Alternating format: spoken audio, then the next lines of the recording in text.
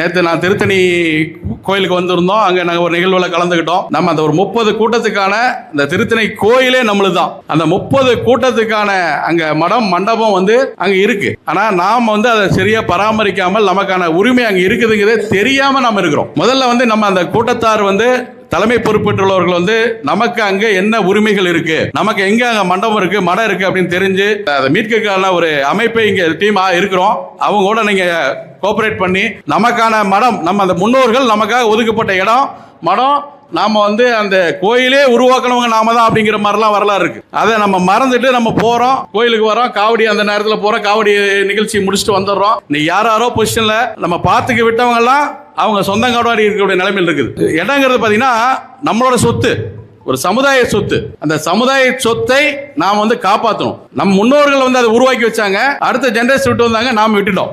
நீங்க எப்படி உங்க அடுத்து வரக்கூடிய இந்த இளைஞர்கள் கையில் எப்படி ஒப்படைப்பீங்க? நாம எப்படி சொந்தமா நமக்கு சொத்து இருக்கோ அந்த சொத்தை கரெக்டா பாதுகாத்து நம்ம வாரிசுக்கு, பையனுக்கு, பிள்ளைகளும் பிரிச்சு கொடுக்குறோம்ல, அது மாதிரி நம்ம கூட்டத்துக்கான சொத்து, அது நம்ம சமுதாயத்து சொத்து.